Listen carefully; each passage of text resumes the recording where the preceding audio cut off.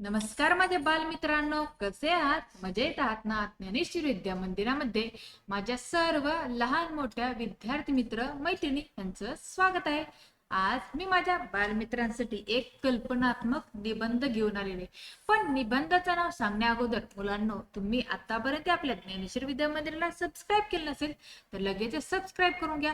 व सबस्क्राईब समोर जे नोटिफिकेशन आहे त्याला हिट करा, जेणेकरून आपल्या चॅनलवरती अपलोड होणारे नवनवीन व्हिडिओज तुम्हाला पाहायला मिळतील. तर चला पाहूयात. आजचा आपला विषय आहे मला पंख असते तर. काय? मला पंख असते तर. ही मी माझी कल्पना केलेली आहे बरं का. आता तुम्ही याच्याप्रमाणे तुम्ही तुमची कल्पना करून तुम्ही स्पर्धा परीक्षांसाठी नक्की ह्या निबंध तुम्हाला उपयोग होईल. चला सुरू करूया. मला पंख असते तर. परवाच सकाळी शाळेत जात होतो. आज माझ्याकडच्या दप्तरात जरा जास्तच ओझे होते. एरवी तसे नसते. माझी पाठ भरून आली. शिवाय रस्त्यावर गर्दीही फार असल्याने जास्त भराभर चालताही येत नव्हते. चहूबाजूंनी वाहने नुसती अंगावर येत होती. मोटारींच्या भोंग्यांच्या कर्णकट आवाजाने तर डोकं ठणठणू लागले होते. तेव्हा माझ्या मनात आले की मला पंख असते तर किती मजा आली असती. पटकन शाळेत पोहोचलो असतो. रस्त्यावरच्या वाहनांचा धुराचा कसलाच त्रास सहन करावा लागला नसता. खरेच देवाने आपल्याला निदान पंख तरी द्यायला हवेच होते. त्याने आपल्याला शिंगे, नखे, दात काहीच दिले नाही. आपल्याला पंख मिळाले असते तर किती छान झाले असते. मला पंख मिळाले तर मी उंच आकाशात उडतच राहील.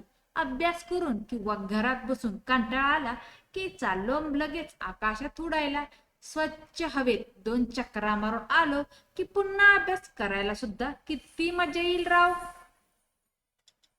मला पंख मिळाले तर मी नारळाच्या शेंड्यावर जाऊन तिथली ताजी शहाळी घेऊन खाली येईन. मग मला कुठल्याच गाडीचीही गरज पडणार नाही. पेट्रोलचा खर्च तर अगदी शून्यावरच येईल. पंख असल्यामुळे मी फुकटात मला हवे तिकडे जाऊन येईन.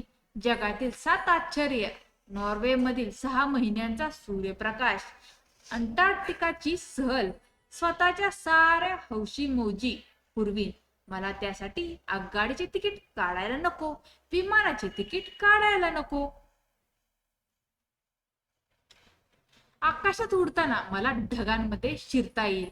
पावसाळ्यात खंडाळ्याला ढग कसे जमिनीवर उतरलेले आहेत असे वाटते. इथे मी स्वतः ढगांमध्ये जाऊन खेळेल. आकाशात उडताना इंद्रधनुष्य उगवलेले असेल तर त्याचे रंग मला अधिक जवळून पाहायला मिळतील. चंद्र चांदण्यासोबत खूप धमाल उडून देईन. सगळी बंधने झुगारून मुक्तपणे विहार करीन. माझ्यावर कुणी रागावले किंवा भांडण करायला आले तर पटकन उडूनच जाईन. मग आईला आणि शिक्षकांना मला शिक्षा करताच येणार नाही. पण मी आकाशात उडालो तर ते बाकीच्या पक्ष्यांना आवडेल का? की गरुड, ससाणे आणि घारी माझ्या अंगावर धावून येतील. शिवाय ज्या देशात मी जाईन तिकडचा व्हिसा मात्र काढावाच लागेल. तसेच तिथे खाली उतरल्यावर मला भूक लागेल तेव्हा तिकडचे चलन मला सोबत घ्यावेच लागेल. त्याचे काय? तेवढे पैसे माझ्याकडे कुठून बरे येणार?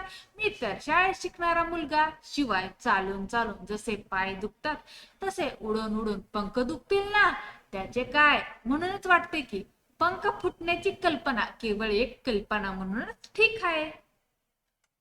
तर अशा प्रकारे मला पंख असते तर ही मी माझी कल्पना निबंधाच्या स्वरूपात मांडली. तुम्हाला जर हा निबंध आवडला असेल तर निबंधाला जास्त शेअर करा.